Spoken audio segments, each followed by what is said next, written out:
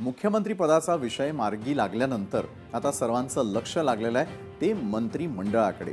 महायुतीचे अनेक आमदार मंत्रिपदासाठी आग्रही आहेत, मात्र सर्वांनाच मंत्रिपद देणं पक्ष श्रेष्ठींना देखील शक्य नसणार आहे। दरम्यान लवकरच नवीन मुख्यमंत्र्यांची नियुक्ती होऊन मंत्रिमंडळाची स्थापना होणार आहे। यावेळी मुख्यमंत्र्यांसोबत 20 ते 25 आमदार मंत्रिपदाची शपथ घेणार असल्याची माहिती मिळते आणि त्यामुळे महायुतीच्या मंत्रिपदाच्या संभाव्य फॉर्म्युल्यावरती आता आपण एक नजर टाकणार आहोत। तर काय असू शकतो हा संभाव्य फॉर्म्युला? त्यामध्ये भाजपला एकूण 20 मंत्रिपद, पाठोपाठ शिवसेनेला 6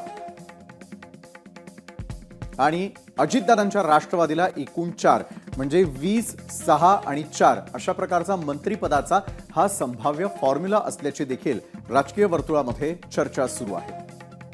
तर मंत्रिपदाच्या या संभाव्य फॉर्म्युल्यावरती सगळ्यांची सहमती आहे का ते देखील पाहणं औत्सुक्याचं आहे।